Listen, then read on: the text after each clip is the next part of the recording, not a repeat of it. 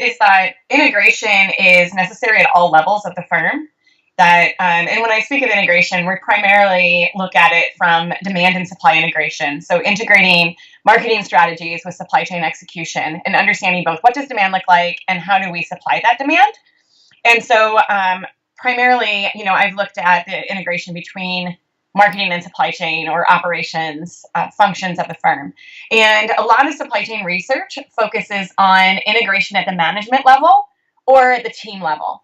And what we realized is there's not a lot of integration looking at individual levels. So what are people doing to integrate information? And definitely not at the front line with truck drivers and people who are really tasked with implementation. So the premise was that we have a lot of understanding of what's happening kind of at a firm level, looking at cross-functional integration, but not a lot telling us how does this actually happen between the social networks of individuals and what are they doing, what works in terms of making integration happen to add to performance. So the original premise was really exploring that and seeing what does it look like at that frontline individual level. The research came out of my dissertation, and my dissertation is focused on the social networks that make cross-functional or demand and supply integration possible. And when I was working through dissertation ideas, I was at a forum with marketing executives, and they were talking about really cutting-edge marketing strategies and saying, these marketing strategies are great, but we have to be able to implement them in our supply chains. And, so is there anybody here who knows how to implement marketing and supply chains? Of course, not like me. So I worked in partnership with a Fortune 500 consumer packaged goods company that is actually top in the industry in terms of their marketing strategies, and I think even top 50 of the Fortune 500, but still struggling with that cross-functional integration piece. And so they gave me access to their frontline employees and said, this is where it falls down. And so I had the opportunity to collect data within their company, both doing ride-alongs with the frontline truck drivers, which is fantastic in terms of qualitative and ethnographic kind of integration, but also to look at the networks and measure full networks at their warehouses to say, okay, well, how are people connecting? And what are the stories they're telling about how they do implement and get things done? So the project was a pretty broad project out of my dissertation, but this specific paper really narrows in on telling the stories of the frontline employees and understanding how they're connected.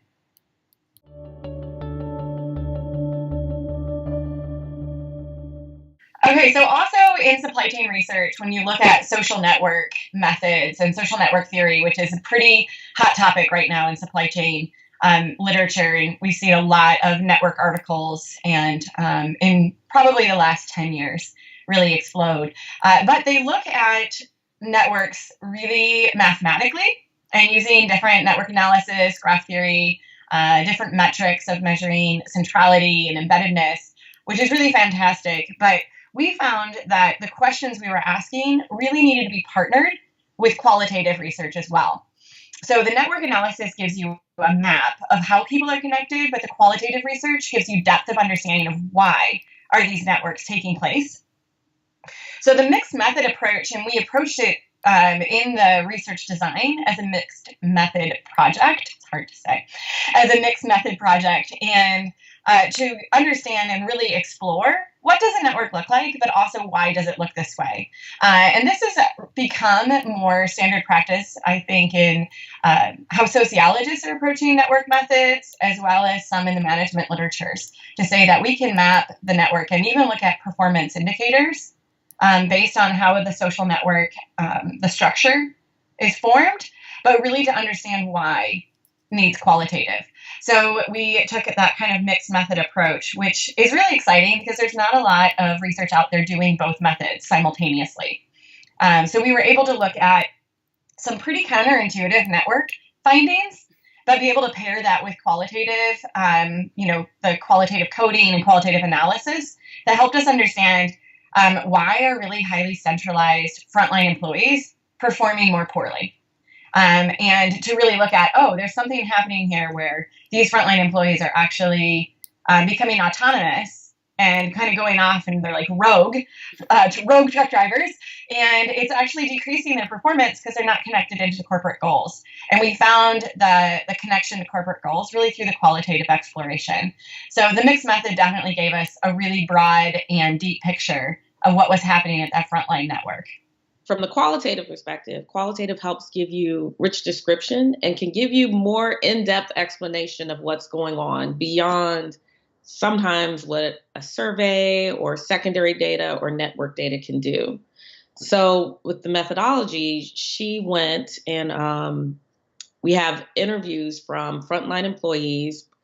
I have to give it to her. She did ride-alongs there were ride-alongs with truck drivers where she was out there and she was working with them to find out what was happening, what was going on, and just to get more information beyond the network data that we have.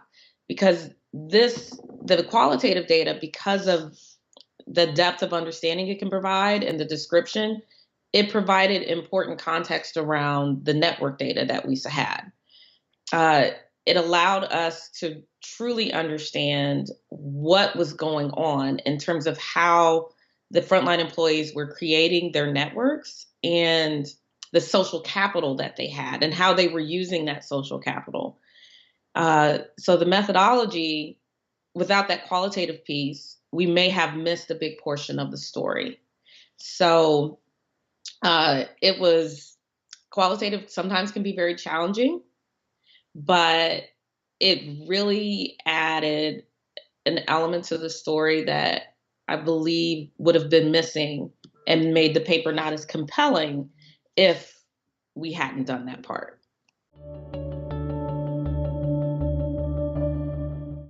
So the findings from the research are actually really interesting. So we found that, there were a lot of asymmetric networks, and meaning you can have a trust network. The employees had trust networks, so those were the people they trusted. You had employees that had information sharing networks, so the people that they would share information with. And then they also had a problem solving network, so people that they would go to solve problems. So the first interesting part is we could show that there might be an employee who everybody trusted. So he had a lot of trust coming in, but he didn't trust very many people. That employee only trusted a few people, and that's where his trust went to. Same with information sharing. There's some employees, they gathered a lot of information from everywhere, but they didn't share information with that many people. As well as the problem solving network, there were specific employees that everybody went to solve problems to, and those were the ones that they wanted help. Unfortunately, with that problem solving network, if you were a frontline employee and you were central to the problem solving network, your productivity went down. You couldn't perform your function as effectively as you did before because everyone was coming to you solving problems. So within that, the qualitative part comes in. It's like, what's happening here? So what we found is that for the frontline employees, their trust network did not include the managers a lot of times.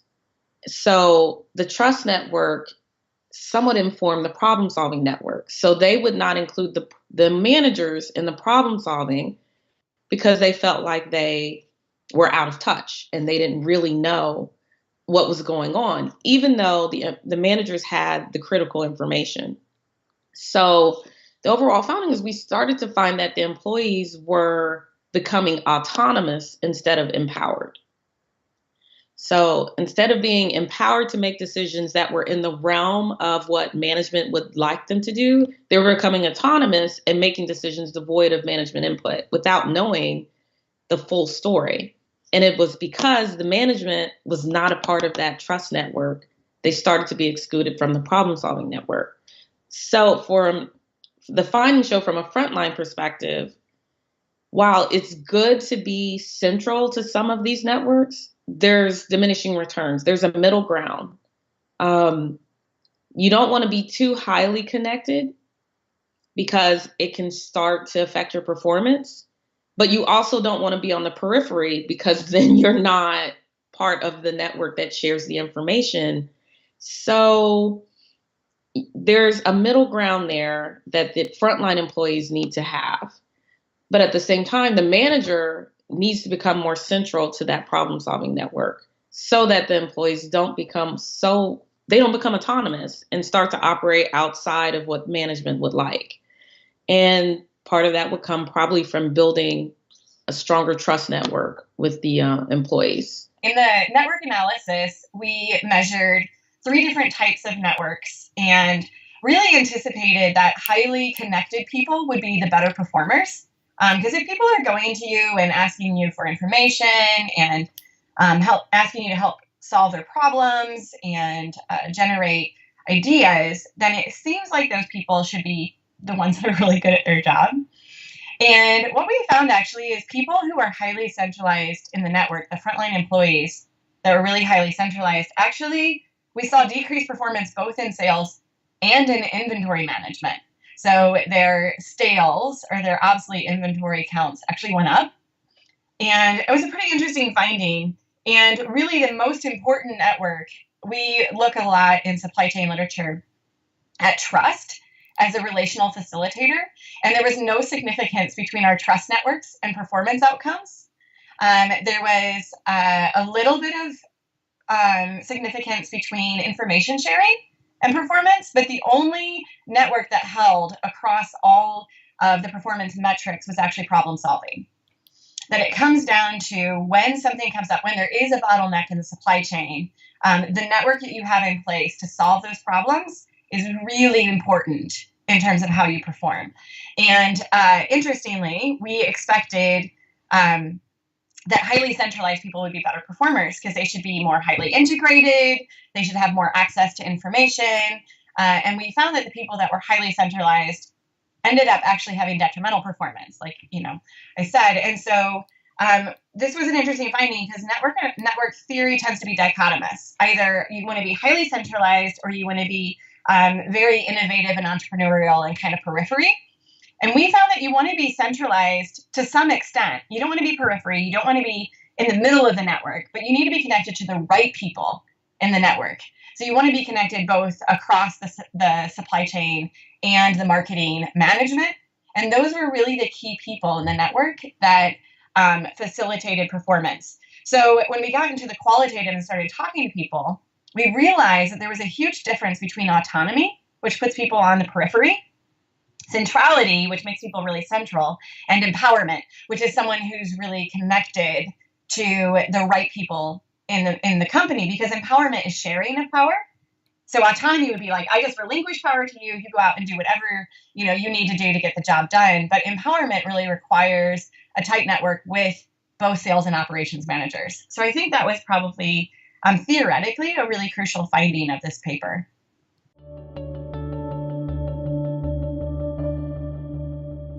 I think for practitioners, they need to realize that frontline employees, in order to execute marketing strategies in the supply chain effectively, they need to have the opportunity to connect multifunctionally. So not just to their direct supervisor, which in this company's case was a sales manager.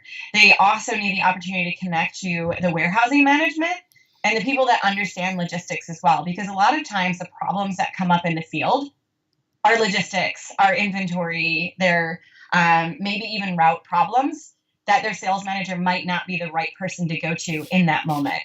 So I think for practitioners, there just needs to be an awareness of or purposefulness in enabling frontline employees to connect cross-functionally to the right people.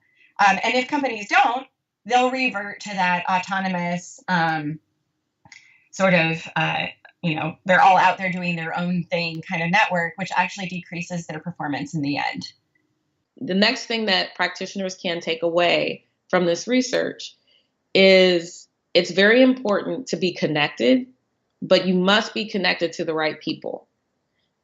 It's not enough within the organization to just build this massive network where everyone knows you and you're connected to everyone. It has to be the right people that have the right information as well as the right problem solving skills so that you can be embedded into that trust network as well. The other thing that I would say is for managers not to overtask your star performers and push them into that problem solving network too far. You need to be cognizant of whether or not when that performance starts to dip for your best employees, because typically those are the problem solvers, your best employees, that perhaps there is a network imbalance that you've been excluded from. And perhaps you can start to look at the social dynamics and the social capital that is existing within your group to figure out how to address that so that employees don't start to become autonomous. I can see this research leading to how integration impacts more broadly social capital, structural, cognitive, relational, how integration impacts those social dynamics within the firm, as well as, to a certain extent, this kind of shows the dark side of being too integrated. Potentially, what are the pitfalls that can exist, particularly for frontline employees? A lot of times we focus on the corporation, we focus on the firm and how they integrate and the managers, but it's really the frontline employees that have to deal with a lot of decisions, and how they integrate actually filters up and impacts how the firm performs. So looking at it more broadly across the front line and how integration impacts a lot of those employees at that micro level, and the things that happen that can actually prohibit or hurt integration in the firm at that level. So this research really provided some great foundations to looking at embeddedness in a more rigorous and deeper way. So embeddedness, a lot of times relational embeddedness, was originally talked about by Uzi in the late 1990s as relational embeddedness that comes out of a relationship, but trust, actually information sharing and problem solving. And when we look at network theory, they also talk about social capital in terms of structure, relationship, and cognition. And what we found is that really relational embeddedness does track with the relational elements of trust, the informational elements of structure, because it's more structural, and then the cognitive elements of problem solving, because problem solving really does become a cognitive process. And so this provides a really interesting kind of way forward for us to look at all three of these elements simultaneously and their impact on integration and ultimately performance. So moving forward, we would like to expand this research to look more broadly at the impact of all three areas of embeddedness on cross-functional integration and performance at the individual level.